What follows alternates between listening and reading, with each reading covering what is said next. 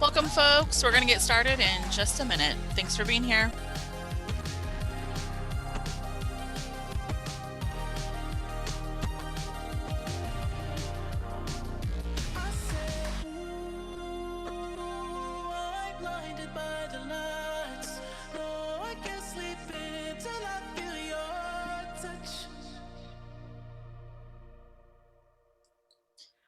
Welcome. Thank you so much for joining us. We'll get started in just a minute.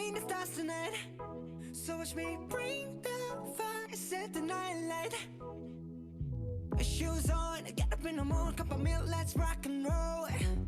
Kink out, kick the drum, rolling on like a rolling stone. Sing song when I'm walking home, jump up to the top of the brown. Ding dong, call me on my phone, nice tea and I'll get my ping pong. This is getting heavy, can't hear the bass, boom, I'm ready. Life is sweet as honey, yeah, this beat treat like money. Disco overload, I'm into that, I'm good to go, I'm down, you know I glow up. Hey, so let's go. 'Cause I'm in the stars tonight, so watch me bring down fire, set the night light.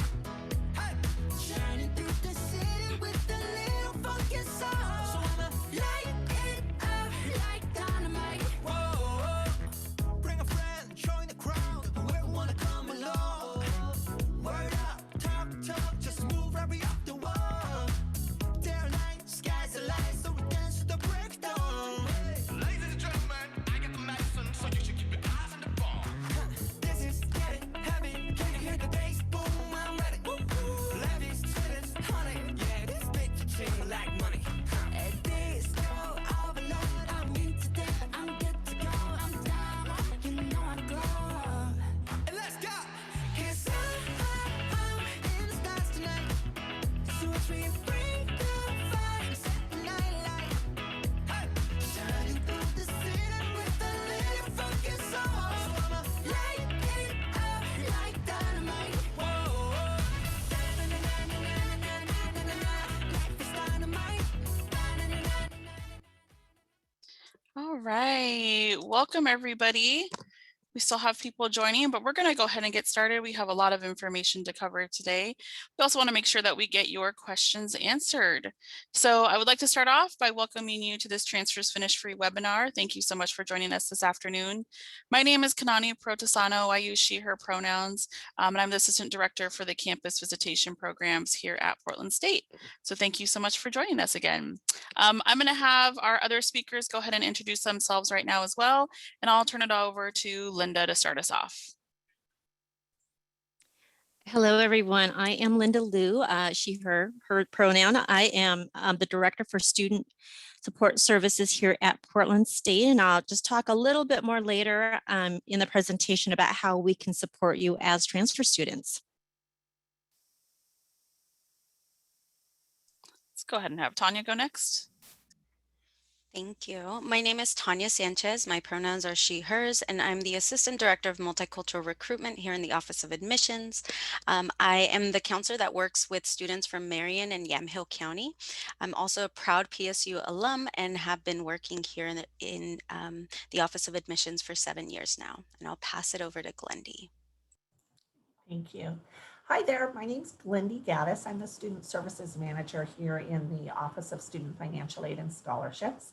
I've been here at PSU for just about 3 years, but I've actually worked in financial aid for, well, this is embarrassing. No, I should say it proudly, almost 30 years. So that's a good thing. That is a great thing, Glendy. 30 years. Wow. So lots of knowledge and experience there. That's awesome. We also have a variety of admissions folks who are on this webinar today as well, who are ready to answer any questions that you have. So if you have any questions today, we have turned off the chat feature just because we know that there will be a lot of questions coming in and we want to make sure that we get each of your questions answered. So please use the Q&A function. You should be able to find that at the bottom of your screen, whether you're on a computer or you're on a phone or device. That should be at the bottom of your screen. So go ahead and tap on that Q&A. You can start inputting your questions there. The Q&A is now open. So if you had some questions, I see one, there we go. If you had questions or comments or you needed to let us know something, the Q&A again is going to be the way to get a hold of us. We will be dropping links in the chat every so often, so you can keep an eye on that for some information. Otherwise, that Q&A is where we'll be answering your questions, and some of them will mark to answer live, which means we will ask our panelists or speakers today to answer those questions live. All right, with that said, I'm going to go ahead and turn it over to Tanya to get us going. Great, thank you, Kanani. Hello again and welcome to our Transfers Finish Free information session. So you have been invited today because you're eligible for this program, and we want to make sure that you're aware of all of its details as well as its benefits. Now, there have been many questions about Transfers Finish Free, so we want you to be well informed and prepared as possible as you continue in the enrollment process and hopefully join us this fall. The first thing I want to do is make sure that we review the eligibility, so why you qualified for this program. Next slide. So Transfers Finish Free is an institutional aid program that covered standard tuition and mandatory fees for eligible Oregon students who enroll for full-time. To be eligible, you must meet all of the requirements listed on this slide, which include being an Oregon resident, be Pell Grant eligible according to the FAFSA, and be a first-time full-time student starting fall term. Deadlines include having applied to PSU and filing your FAFSA by June 15th. And also you want to make sure that to submit your final official transcripts, so that includes spring term grades, to us by August 1st. That August 1st deadline may seem like a small detail, but if missed could make you ineligible. So don't forget to submit your final transcripts by that day. As you may already be aware, there was no separate application for this process. So as long as you met the requirements, you are automatically eligible. So now that we've reviewed how you are eligible, let's go over how it works. And Glendy will jump into this with you all. Glendy? Great, thank you. And actually, I see a number of questions that are being posted that I'm actually going to cover in kind of the next moments that I'm with you around what does this program cover and what doesn't it cover in terms of tuition fees. I like to explain to students to think of the Transfers Finish Free program as a program. It's not necessarily a scholarship in and of itself. It's more a program.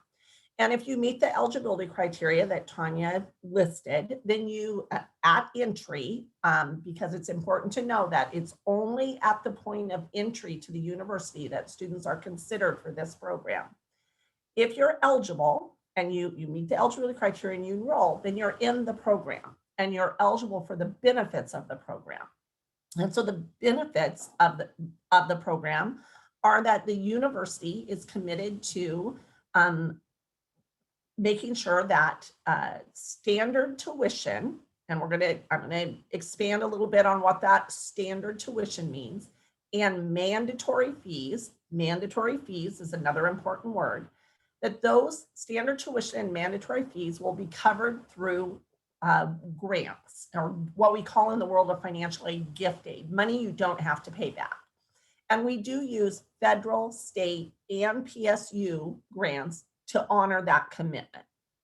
Now the program covers up from, you must be full-time, so 12 credits is the minimum to be full-time, and it covers up to 15 credit hours per term. So there's that range of 12 to 15 credit hours per term.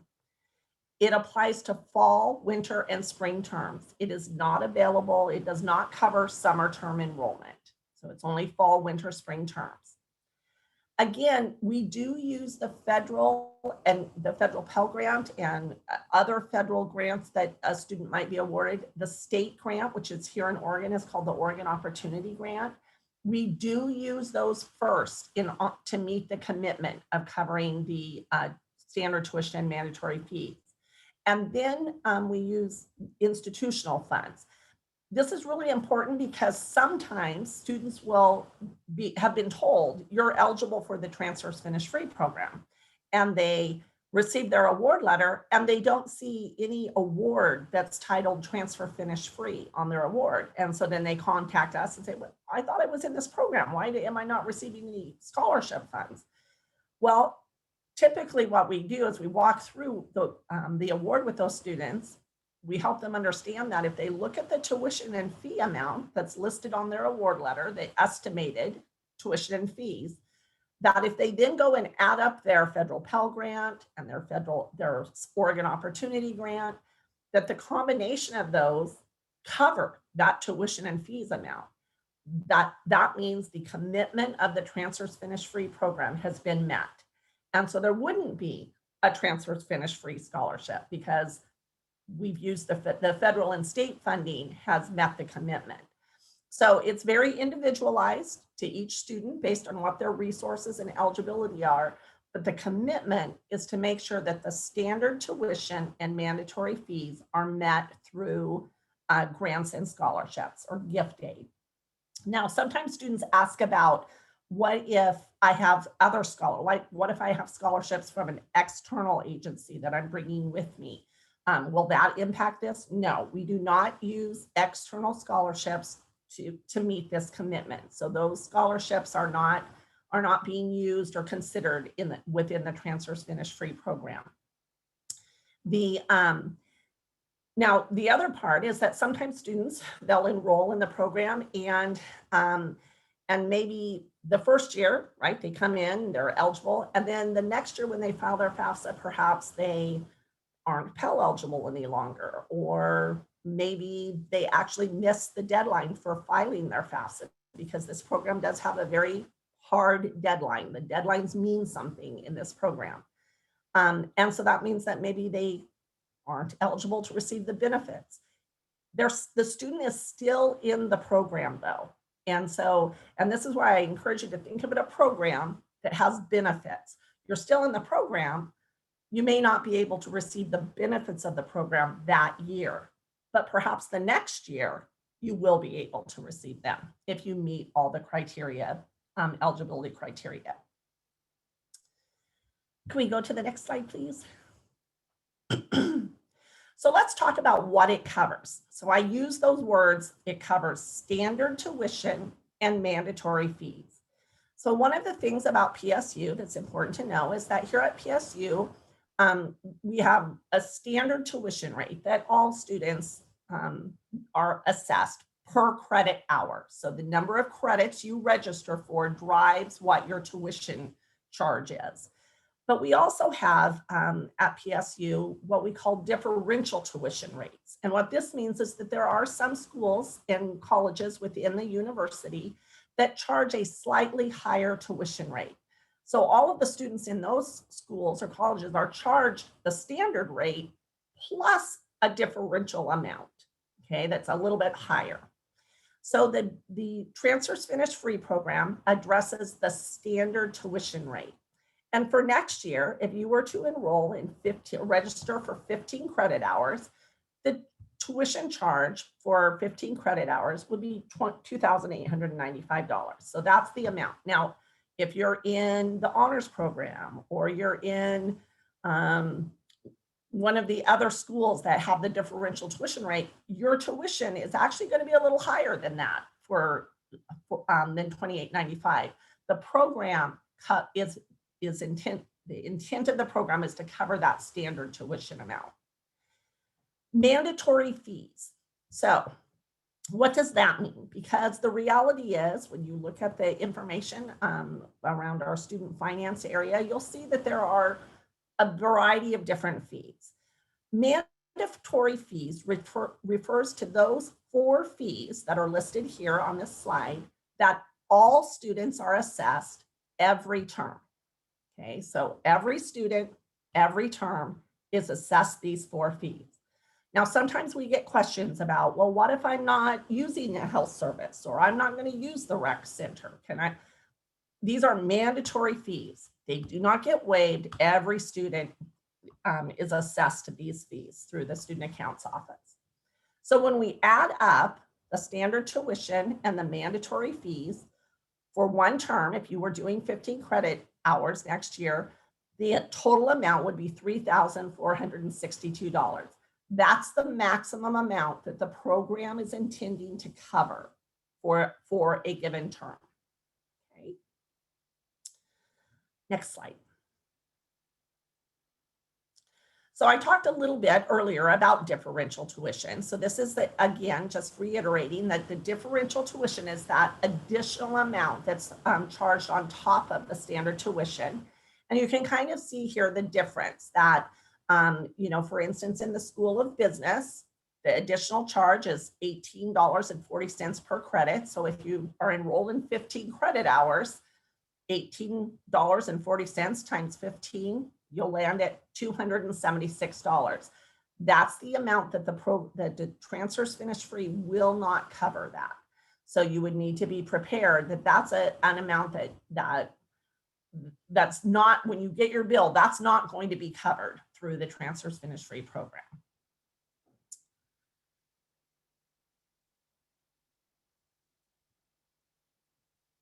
There are also some other miscellaneous fees that we like to make sure students are aware of, so that you're not caught kind of surprised when you get your bill, right?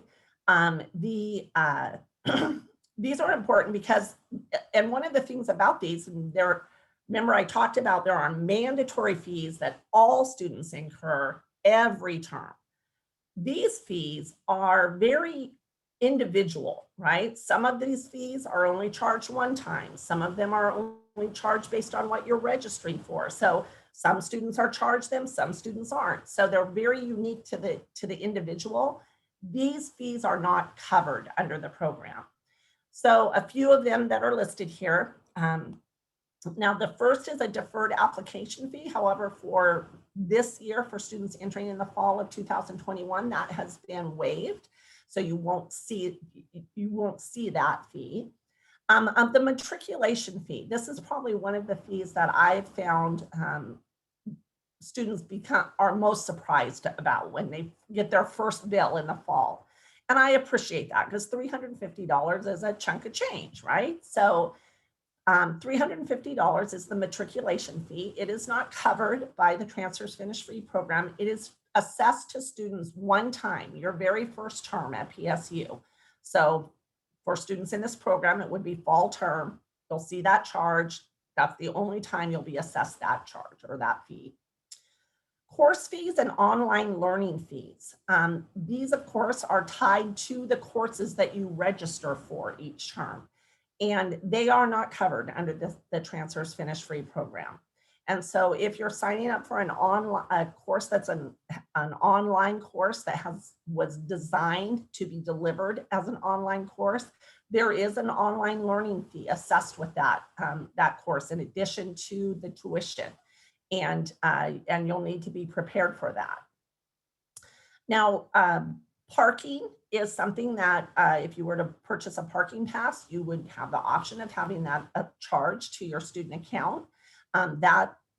Again, that's not something, this program is really designed and intended to cover tuition and fees. It's not intended to cover any other of the expenses associated with enrollment that are commonly part of the cost of attendance budget. Health insurance.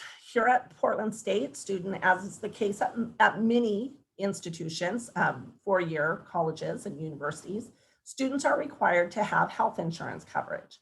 And we, of course, don't know who has coverage and who doesn't. And so absent receiving a waiver ahead of time, we bill, the student accounts office will bill all students for student health insurance. I will say at the time the slide was done, the student health insurance was $935. That actually was for the the school year that's just now ending. I understand that for next year, it's actually going up to 1,000 something. So that's a hefty amount of money. So you want to be prepared for that. The program does not cover that. And that would be 1,000. Emily just shared that it's $1,009 per term. So again, now, if you have coverage through another source, you can submit a health insurance waiver. You can access that through the PSU website. If in the search engine, you just type in student health insurance waiver, you'll get to that page. It's an online form. You complete it, submit it, and if it's approved, then any charge for health insurance that you may have been assessed will be reversed. But it's very important that you do the health insurance waiver if you have coverage through another source. And it's also important for you to know that there is a deadline for completing the health insurance waiver. So you want to be very mindful of making sure that gets done. Now, housing and meals, whether you're living on or off campus. Of course, if you're living on campus, you'll be charged for those charges will be assessed to your student account. If you're living off campus, we're not charging you for any housing, even though we include that as part of those expenses as part of determining your eligibility for aid. You're not actually billed by PSU for them if you live off campus. They are not part of the Transfers Finish Free program. And finally, books and supplies. One of the things that I do like to make sure for transfer students, because you're coming from other institutions, and it's important to remember that while you already have some familiarity with how college and university works, it is important to remember that every institution is a little different, right? And they may do things a little differently. Books and supplies is one of the areas where we see this, where some schools allow students to charge books and supplies to their student account. We do not do that here at PSU. So you will not be able to charge your books and supplies to your student account here at PSU. But we want you to be prepared that that is an expense that you're going to have, of course, and you need to plan for that.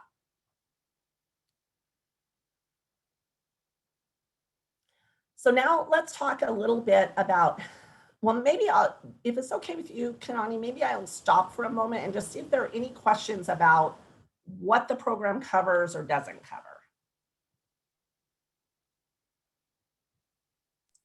Yes, sorry. I was finding my unmute button. So yeah, I mean, there are several questions in here. Do you want me to ask you the questions, Sure. Lindy? Okay, Sure. cool. So let's see. The first questions, if I take some grad courses as an undergraduate student, would those classes be covered through Transfers Finish Free? No, it covers undergraduate coursework. Okay. Let's see. If I am in a program at PSU, it's not a scholarship that has a tuition remission at 50%, will I be eligible for Transfers Finish Free? That is a wonderful question. Remember when at the beginning, when I was talking about that we use federal, state, and institutional funds to meet the commitment to cover tuition. If you are in a program at PSU where you are being extended a tuition benefit, if the word tuition is anywhere used, that means those dollars, that support can only be used to cover tuition, then we will use those dollars to meet the commitment of the Transfers Finish Free program. Okay, so they are going to meet tuition, and remember that's the idea of the program is to make sure that tuition and fees, standard tuition and mandatory fees up to 15 credits are covered. If you're receiving a scholarship or grant support that is specifically designated for tuition, it will be used to meet this commitment. Okay, thanks. Let's see. If you have other grants or scholarships, can you use those for books and parking, or does it all wrap into Transfers Finish Free? Sure. So think of it this way. The first thing that needs to get covered is your tuition and fees. So, right, because that's the first priority, is to get those covered. So your grants and scholarships are going to cover, or your grants primarily are going to cover the tuition and fees. Once the tuition and fees are covered, if you still have grants or scholarships that are in excess of the tuition and fees, the excess amount absolutely can be used to help cover those other expenses, transportation, the other miscellaneous fees that aren't covered, the differential tuition. Anything in excess of the standard can be used to cover those other expenses that you have. But the first priority is to have those grants and scholarships covering your tuition and fees. Okay, great. Let's just do one more question before we Okay. move on. But there are lots in there. So Mhm. I promise at the end, if we have time, we'll get to more of them. So what if my tuition exceeds my grants, scholarships, and the transfers finished free amount awarded, under 15 credits and over 12 credits? Okay. So if your tuition exceeds, right, you're in between 12 and 15. Let's say we have students who will take maybe 18 credit hours per term. Well, the program only covers up to 15. So that means those additional 3 credit hours are outside of the program coverage.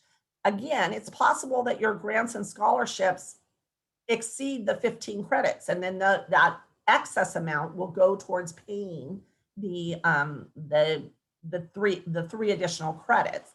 So sometimes students will, depending on the resources that they have, they'll find that they have that standard tuition and mandatory fees for 15 covered, and they still have some additional grants or scholarship support that can cover the additional 3 credits, or can cover their help pay towards their housing or such.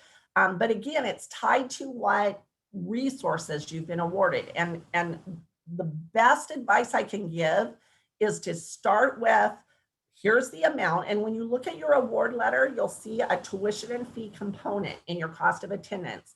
It shows it's estimated at $10,386. Keep in mind that that component, your cost of attendance, is not individualized to you. It's a general estimated budget applied to all undergraduate students. So we've estimated, if you are in 15 credit hours, fall, winter, spring term, your tuition, your standard tuition and mandatory fees for the term will be $10,386, for the year. You'll see that on your award letter. That's the amount that the Transfers Finished Free program is committed to covering at maximum. Now, if you only enroll in 12 credits, it's going to be lower, right? And we'll actually adjust for that once you're actually registered. But that's the maximum amount. So all of your grants and scholarships, like your federal grant first goes to cover that. Your state grant goes to cover that. If you have a tuition scholarship from the university, that goes to cover it. If there's still something left, let's say we accounted for all of those and there's still $1,000 that's not covered. At that point, you will see a Transfers Finished Free scholarship on your award. Now we've met the $10,386. Okay. Let's say we add up all those grants, we're taking all those federal grants and they total $11,000. Well, now we've exceeded that $10,386 maximum. The additional amount, the amount above that, is the amount that you can then use, or that can then be applied towards differential tuition or other fees, or perhaps refunded to you because all of your charges have been paid. I hope that kind of helps explain that. Thank you so much, Glendy. Sure. And there were a few questions. You may not know the answer to this, so I'm just going to check and see. Okay. There were a few questions when you mentioned about the health insurance waiver, that students can find that information online, and a link has been provided in the chat, so take a look there. But Glendy, do you happen to know when the deadline is to submit that, or Sure, around what time? Sure, I believe it is in early October. I want to say October 10th. But I don't hold me completely to that. But I know it's in early October. Okay, great. So early October, folks. She did say October 10th, but don't hold Glendy to that because she's in financial aid. Oh, Linda, do you know? I don't know, but Glinda, you're really close because it moves every fall term. So I know a bunch of folks were also asking like, well, when can I do this? It won't even be available for you to do the waiver until usually late October, August. So Yeah. for those of you who are like, oh, I have insurance already, I want to get this done. It's not even going to be available on the Student Health Counseling Center website until August. So I'm hoping that PSU does, emailing to let students know like, hey, this is how you do it. So, but you can't do it right now. I know folks are anxious about that, but you can't do it just right now. Yeah, Yeah, thank and you, it looks, Linda, for clarifying that. thank you for that. Yep. And it does look like an email will go out from our Student Health and Counseling Center, and it will give you instructions on how to complete the waiver and the deadline information. So that was just confirmed. All right, Glendy, you want to continue on how to Sure. maintain eligibility? Great, thank you, Kanani. Mhm. So this is a very important piece. So up to this point, we've spent a lot of time talking about your initial eligibility, kind of how are you being considered to this program upon entry. We've talked a bit about what is the program, what's the intent of it, what does it cover. But now we're going to assume you're going to enroll, you're here, you're under the program. What happens going forward? Because there are some things that PSU is making a commitment, but we also need you to partner with us to be successful in this program and to receive all the benefits. And so a couple of things, you do have to enroll full-time. So this program is only eligible, you're only eligible for the benefits if you are a full-time student, which is a minimum of 12 credits. If you are someone who's considering participating in the co-admission or co-enrollment programs that PSU has with some of our partner community college institutions in the area, co-enrollment, co-admission does not meet the requirements of full-time. So you can't be enrolled in 6 credits at PSU and 6 credits at PCC and still receive transfers finish free. You must be in 12 credits at PSU. You need to make satisfactory academic progress. This is a requirement of actually all financial aid programs. So once you enroll, we expect that you will be making satisfactory academic progress towards your degree, right? Makes sense. We're providing assistance to you with the idea of supporting you to getting your bachelor's degree. So we want to see that you're making progress towards that. We monitor that at the end of every term. So at the end of every academic term, we review student records, and we're looking for several factors. The 2 primary factors are we want to see that you have a cumulative grade point average of at least a 2.0. Now, I often say to students, that is not the goal, right? Yeah, that's not the goal. That's just the minimum that it needs to be. And you need to be aware that if your cumulative GPA drops below a 2.0, you will be ineligible. That will be an issue in terms of your eligibility, not just for this program, but for financial aid in general. The other factor that we look at is your credit completion rate. And so we're wanting to see, right, because part of receiving a degree is you have to earn a certain number of credit hours. And so we want to see that you're progressing towards that. And so we measure, monitor every term the amount of earned credits against your attempted credits. And we want to see that you are earning at least 67% of the credits that you attempt. So that's very important. It's one of the important conversations we have with students around if they're considering withdrawing from courses. One of the things you always want to be mindful of is your continued eligibility for financial aid. So satisfactory academic progress. The third one is probably the one that I'm going to be real honest with you, trips most people up. And that has to do with filing your FAFSA by February 1st. Remember when Tanya covered the initial eligibility and she said, you need to file your FAFSA by June 15th. And that's true as an entering student. As an entering transfer student, you had until June 15th to file your FAFSA. But once you enroll at PSU, February 1st is the deadline. And so you must have your FAFSA filed each year by February 1st. And like I said, this is probably one of the biggest things that trips students up is they think, oh, I had until June 15th. No, once you enroll, February 1st. So the FAFSA becomes available every year in October. You're applying for the next year. If you are in this program, you have to have your FAFSA submitted by February 1st. You also have to remain eligible for the federal Pell Grant, okay? And the federal Pell Grant the eligibility is determined by the federal government. It's based on the information that you provide on your FAFSA, your free application for federal student aid. And it has to be reassessed every year. So you're having to file your FAFSA each year, and we have to reassess your eligibility. This means that people's eligibility can change from year to year. And occasionally we see students who may have been eligible, for the Pell Grant at entry, and therefore came in under the Transfers Finish Free program, but for whatever reason are not eligible for the Pell Grant their next year. Perhaps one of the primary issues for transfer students to be concerned about or be mindful about, I'm not going to say concerned, mindful about around this is that there is a limit to the number of,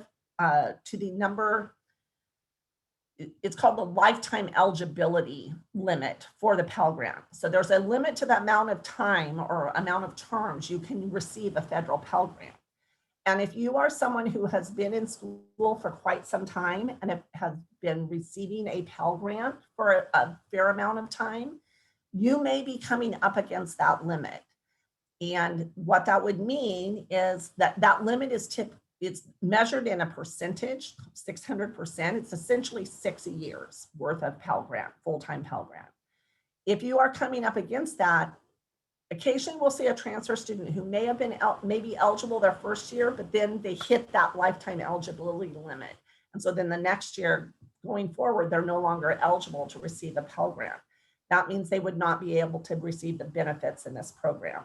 So if you are someone who has been going to school for quite some time and receiving Pell Grant, that looking at that lifetime eligibility usage is what we call it, that information, and you would have that on your student aid report, that would give you a sense of whether or not that's something you should be mindful of. Just like it's possible that a student's situation could change and they may become ineligible for the Pell Grant, then they might file their FAFSA the next year and once again be eligible. You could gain your benefits back, right? Because you're not out of the program because you're Pell ineligible. You're just not able to get the benefits of the program. And the next year, it could be reinstated. So, so you just remember that part, that we're reassessing each year. And you do have to demonstrate eligibility for the Pell Grant each year. The program is limited to 12 terms, and that's 12 consecutive terms. So that means the clock, so to speak, starts ticking when you enter in the fall. And you have 12 consecutive terms, not including summer, that this program is available to you. If you decide to step away for a term, you forfeit that term. There's no pause button, right? There's no snooze button on the clock. It keeps right on ticking along. So, so you need to be mindful of that. If you step away, you forfeit that term of eligibility in the program, and you would have whatever terms remaining at the point that you return. So very important to be mindful of that.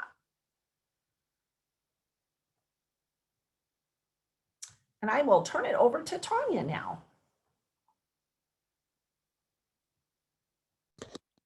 Great. Thank you, Glendy, for that information. So while Transfers Finish Free helps make PSU more affordable for many students, we understand that there may still be costs that need to be covered. So how can you go about covering some of these costs that aren't covered by Transfers Finish Free? Here are some things to consider. Working part-time.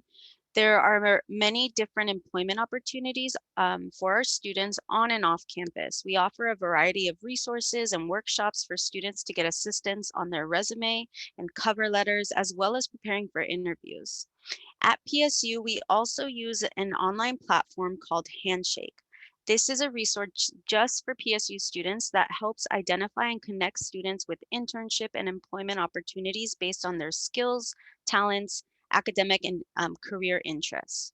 Now, if you are a student with work study, we highly encourage you to seek out these opportunities.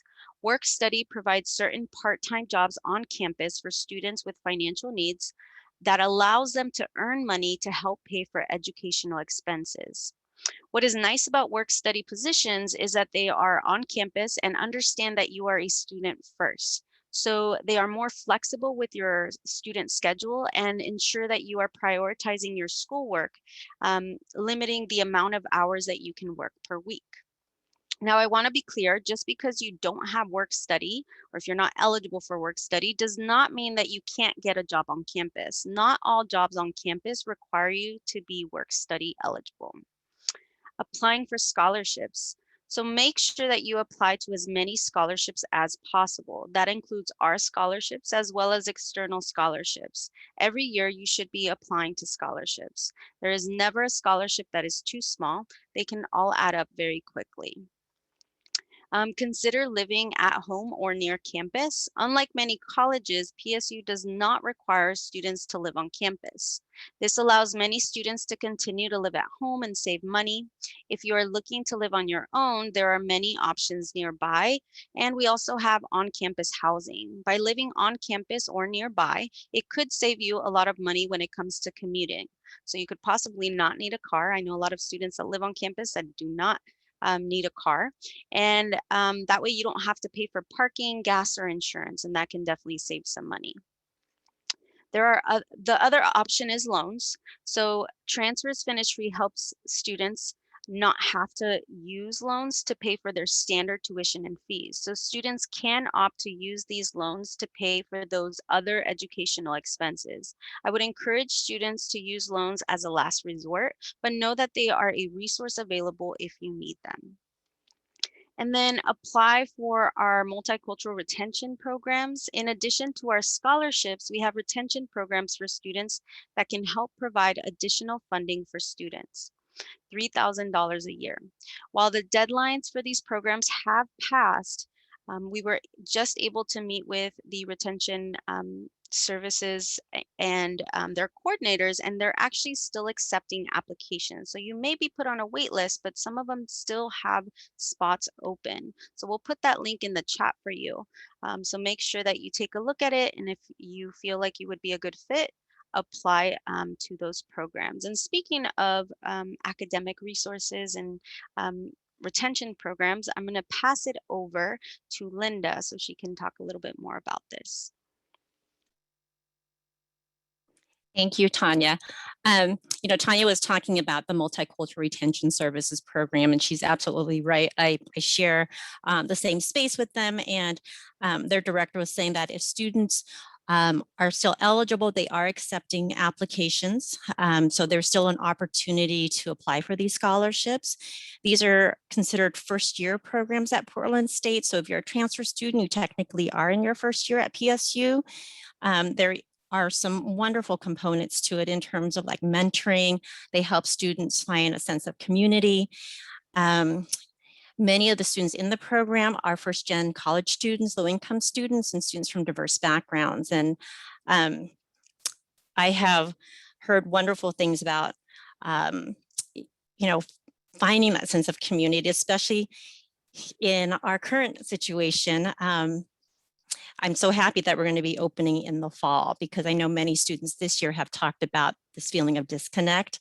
And so that's something you're certainly interested. I would encourage you all to apply for the multicultural retention programs. I'm going to talk a little bit about TRIO Student Support Services, which is the program that I direct. And we actually have 2 TRIO Student Support Services program at Portland State. These are federal grants from the Department of Education that supports first-generation low-income and students with documented disability. And on there, I kind of have that highlighted first, is that we have our own scholarships in the program. And students do have to apply because we have to verify you're a first-gen low-income student and a student with a documented disability. But we have, I love saying this. We have a lot of money to give away to our students. So if that's something that you're interested in, we have our link there. Maybe one of my colleagues can put a link that people can click onto to learn more about how to apply to our program. You know, Glinda was talking about all these things you have to do to make sure that you stay eligible for transfer finish free. And one of the things that we do in our program is we provide general academic advising. You know, I know there were some questions there in the chat about like, who's my counselor and how do I do all of this stuff? We can help with some of that. And I know that some students will say it's taking forever to go see my advisor. And one of the reasons is, you know, it's sometimes one advisor to 400 to 500 students, whereas in our program, it's one advisor to 120 students at the most. So, you know, the ability to see our students quicker is, you know, that's something that you want. I would, again, encourage you to apply. The other thing that students really like about being on our program is they get to register early. So especially for those of you who have work obligations or family obligations and can only have classes on certain days and certain times, having that early registration is certainly a plus. I know there was a question, I think, in the Q&A about, you know, graduate school. Even though we support undergrads, we help our undergrads go on to graduate school and find funding. And then the other thing too is, you know, talking about funding, we also help students find other scholarships outside of the scholarships in our program. And so we do a lot of scholarship workshops. We review your scholarship application to help you find more money. And again, I saw a bunch of questions about FAFSA. We work really closely with our financial aid office to help students understand their financial aid award. So that's something that we do every October is we do FAFSA workshops to help students kind of navigate the financial aid application. And this is something new for those of you who might be interested in tutoring. Students who are in our program, they get tutoring 24/7 for free. We have a wonderful learning center on campus, but they're not available 24/7. So that's something that our students can take advantage of. And then certainly for many of our students who don't have access to laptops and graphing calculators, we can let students borrow those. And the most important thing too, for some of our students is connecting with their peers. So we have study groups, we have events that our mentors put on. And many of our students are commuting to campus. So having that sense of community is really valuable to them. I was going to say the one last thing I want to add is that we currently are still accepting applications for a transfer bridge class. So for those of you who are like, oh my gosh, this is so overwhelming, I need somebody to help me navigate all of this. Our transfer bridge class, you get 2 free credits. You do not pay for it. We kind of, you know, have this week-long class to provide like bite-sized pieces to help you navigate and get ready for fall term. So that you're interested in that, our deadline is going to be June 30th. And again, that application is on our website. So I went through that really quickly because I want to be sensitive to our time. But if you have any questions, feel free to put it in the Q&A. Great, Linda. And there are some questions in the Q&A if you want to jump in there, and then Sure. hopefully afterwards, maybe we'll have a little time to answer some of them live. All right. Got it. Thank you.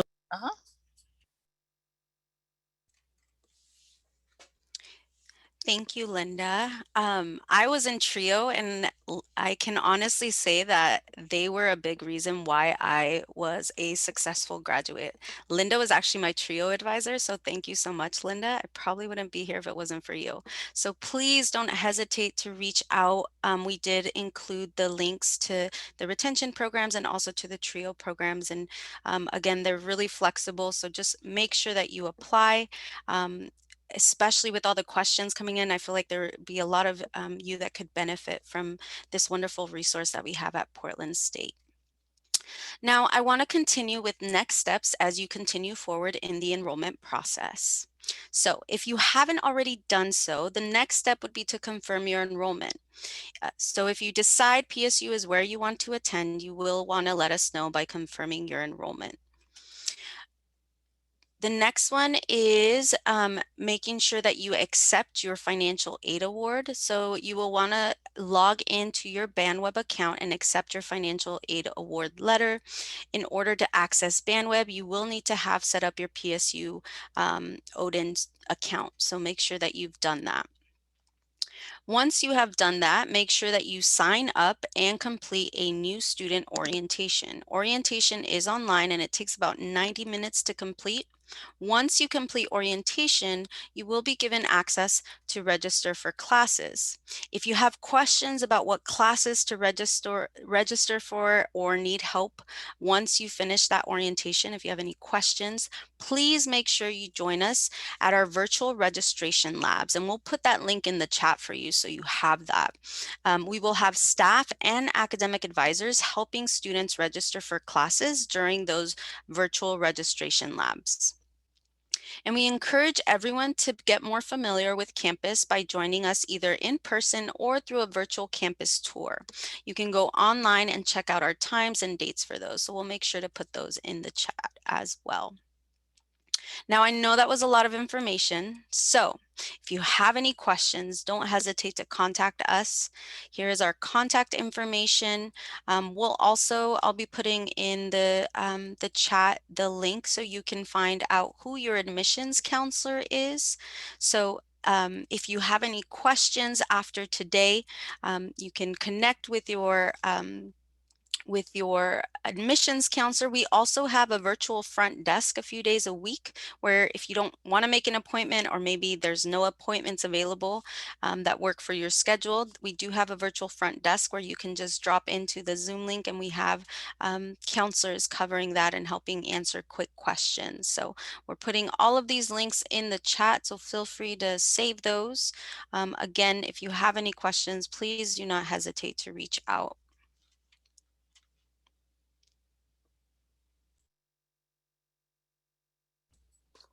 Awesome. Thanks so much, Tanya. So we have some time for some live Q&A. It looks like we have about 15, 16 questions in there, and hopefully we will be able to get through some of them. So if I can go ahead and have my speakers, you can bring up your cameras and we'll try and get through these questions in the time that we have. So the first question from Lilith is, why am I receiving different amounts for different terms? Glendy, I think that's a you question. Okay. So I'm assuming that what Lilith is referring to is that when she looks at her financial aid award on BandWeb, that she is seeing different amounts. Now, one of the things that will happen is as you start to register for courses, so if you're starting to register for fall term, our system will start to adjust the amount of the transfers finished free funding, or kind of recalculate based on the number of credits. Because remember, we talked about a range, 12 to 15, your charge per credit hour. You're not going to receive a benefit of 15 credit hours if you're only registered in 12 credits, right? So our system will adjust for that as you're registering. So you will start to see some differential because we started with an assumption of 15 credit hours. If you only register in 12 for fall, then we're going to adjust the fall down to 12 credits, but the winter and spring will stay at the assumption of 15. When you register for winter term, if you only register for 12 credits, it will adjust, right? So I think that's important to remember that there is a level of fluidity there based on what your activity is and what you actually register for. Now, we have what we call a census date here at Portland State. That's the end of the second week of the term, where we, for financial aid purposes, will lock your registration down at that point. And then that is what your financial aid for the term will be based on. And so we know that initially people are registering, they're going to add, they're going to drop, they're going to change classes. We know that there's lots of activity going on. We kind of let that ride through those first 2 weeks of the term, and then we lock your registration down for financial aid consideration. Great, thanks, Glendy. This next question coming in from an anonymous attendee says a little confused on the differentiation in the honors. Can you explain a little bit more? Is that differentiation the $111 per credit or the overall and estimation of the term? And I have that slide pulled up. So refer to it. So it's the middle column is the charge per credit hour. So for instance, for honors, the additional charge, the differential charge is $7.40 per credit. So this is, remember those days in math when we thought, oh, I'll never use this information. Why are they teaching me this? Now we know this is where we use it.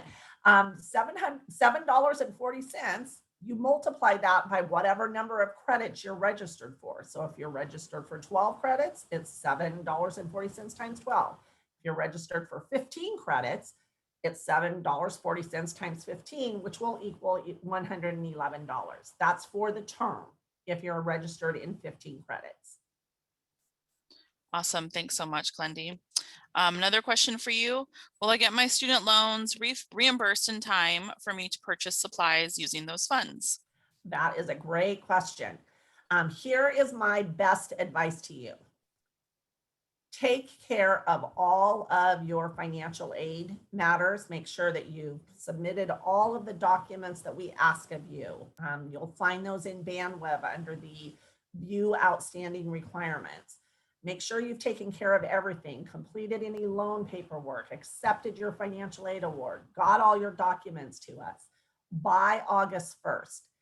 If you do that, you have put yourself in the position that when it comes time for us to begin dispersing aid, or what we call dispersing aid, which is applying aid to your student account for fall term, we actually here at PSU begin applying aid 10 days before the first day of class. You'll have funding before the first day of class to purchase your books and such, but that is somewhat contingent upon you getting all of that done by August 1st. If you're taking care of those things after August 1st, then it becomes a little bit more iffy about whether or not you'll have aid at the start of the term. Got it. So do all your stuff before August 1st and you'll be set up for success. All right. So it looks like this might be an admissions question. So Tanya, what if your incoming GPA is less than a 2.0 coming in due to previous circumstances and may not meet the requirement for cumulative end of term, for the cumulative at the end of the term?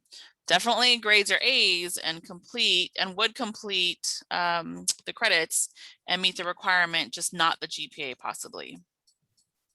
That's a great question. And I think that's more for the eligibility, remaining eligible for it. Because at this point, since we don't have a GPA, we drop that as part of our commitment to helping students with COVID, understanding that there were some challenges there. That's a good question. Glendy, is there like a certain amount of strikes that they get when it comes to that, or how does that work? Thank you for asking the clarifying question. So under the satisfactory academic progress policy, remember I said we monitor your grades at the end of every term. There are primarily two things we look at. There's actually three things. The third thing is there is a limit to the number of attempted credits you can receive aid for. That becomes an issue if you've been in school for a long time, have a lot of credits under your belt, that could become an issue for you. But primarily it's GPA and credit completion rate are the two primary factors. The first time you are deficient, you will be placed on warning. So you'll get a term where you'll just be placed in warning. You'll still be eligible to receive aid the next term. But the second time you're ineligible, or the second time you're failed to meet one of the standards, one or both, then you become ineligible. Now, that said, there is an appeal process. So through the satisfactory academic progress, we understand that life happens. There are lots of reasons why people don't hit the mark. And so there is an appeal process that allows students to explain those things and perhaps be granted aid in a probationary status. Great, thanks. We do have a few other questions, but I want to get in some trio questions. So Linda, let's see, make sure she's okay, great. So Linda, is Trio SSS still taking STEM applications? I was going to apply as I was in STEM and also Trio SSS at my previous college. Yes, I went through my spiel so quickly. I thought there were other questions too about our deadlines. So yes, especially if you are a science, technology, engineering, math, so STEM student, we are definitely taking applications. So even if you like, I cannot do that transfer bridge class, I work, I got other things I'm doing, you can still apply to be part of our TRIO SSS program. As I mentioned, we got two. We got one that's for STEM students and one for non-STEM students. So long answer is please apply. In terms of deadline, I did mention June 30th, and that's only for our transfer bridge class. If you all are like, I really would like to have this class just to help me navigate PSU, June 30th is our deadline. So please get that in. But again, if you're like, can't do the class, but I would love that support, please apply to our program. We have students who graduate. Gosh, we graduate about 50 to 60 students every year. We're a relatively small program, so it's really high touch. So that means that we are available to you a lot of the times. And Tanya, thank you for sharing that story. It's like, we do have students that are with us after, I shouldn't say after they graduate, they still come back and they talk about, if it weren't for TRIO, I would not have made it to graduate school or med school. And if there's any way I can pay it forward. So we have, like right now, I have a former student in med school who's like, any student who is interested in going to med school, please connect them with me, because I want to be able to have other first gen low income students be able to get to where I am right now. So I don't know if there's other TRIO questions. One more, but I don't know if you can answer this one quickly because we're just about out of time. It says, I noticed that we have to be available to attend 4 hours a day, 5 days for the TRIO enrollment this fall. It says, I work and I cannot attend. I don't know if there's anything around that. Yeah, there isn't anything, just because attendance is so much part of the grade and the experience, because you're going to be connecting with 25 other transfer students, that it would be really challenging for you to get the benefit if you're not able to make the classes. But again, we are here to support you if you can't do the classes, and we support our students all the way until graduation. So it's not just a first year program, it's with you the whole time. Great. Thanks so much, Linda. All right, folks, it is now 4:01, so I want to be mindful of the time. We will keep our Q&A open for just a minute so our speakers can go into the chat and answer some of those questions. If your question doesn't get answered, before we close it, we will be recording these questions and we will follow up with you later. Either one of the speakers or someone from their team will be following up with you. But we hope we answered your questions today and you got a lot of really great information. And I'll just plug the virtual front desk one more time that Tanya had mentioned. That is open Mondays and Wednesdays from 1 to 6 and Fridays from 1 to 5. And I highly encourage you to go over there. I think a lot of these questions, if you don't get an answer, you can pop over there, tomorrow afternoon and get them answered pretty quickly if you don't hear back from us right away. So again, that's the virtual front desk. And we thank you all for joining us. If you want to hang out for a minute to get your question answered, again, we'll be answering those questions in the Q&A, but then we'll close this webinar probably in about 5 minutes or so. Thank you, everyone. Thanks, Kanani. And I just saw the same question earlier on that I want to just make sure to address. I know we answered it in the chat, but if you're taking summer term, that is okay. We do not need those summer term grades by August 1st. We just need your final official grades from spring term that reflects spring term. So essentially, you'll be submitting 2 sets of official transcripts. So it may be a little annoying, but just make sure that you submit your official spring term grades to us by August 1st. And then once you're done with summer, you can send in official transcripts to us so we can award you credits for those classes that you took during the summer. And it doesn't matter if you haven't finished your associates, that's not an issue when it comes to this program. And if you have financial aid questions, they have a chat function on their financial aid page. I don't think that it's used enough. And especially if you just want like a quick answer or just have a quick question, if you go onto their web page on the bottom right, you'll see an orange little bar, and you can chat with a financial aid representative and they can help answer any questions you have. Tanya giving away the little secrets, the tips and tricks to navigating around PSU and getting answers. That's awesome. All right, so yeah, Linda, Tanya, and Glendy, if you could just jump into that Q&A real quick, and I'll play some music for you. And if we can try and get some of those questions cleared out before folks leave, that would be great. Thanks, everyone.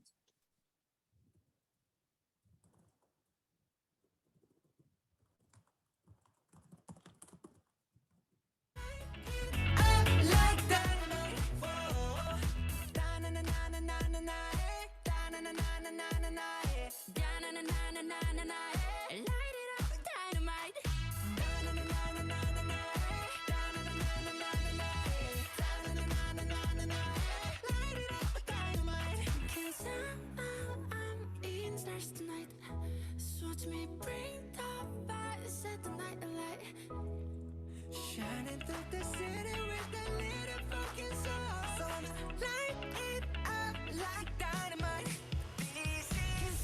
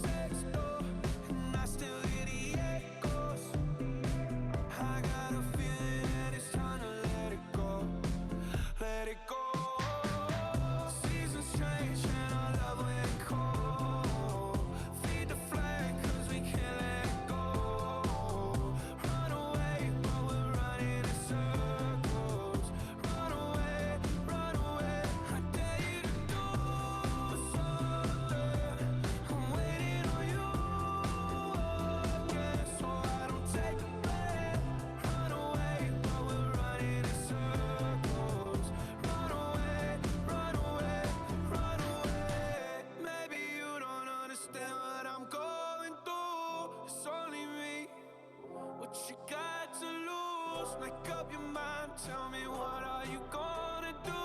It's only me, let it go.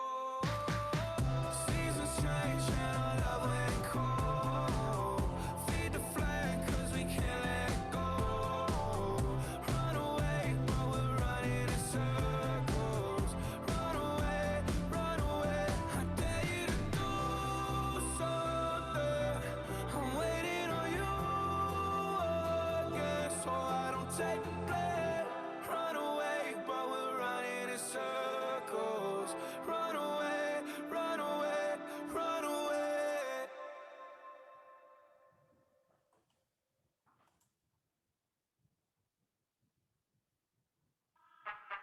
I didn't ask for a free ride. I only asked you to show me a real good time. I never asked for the rainfall.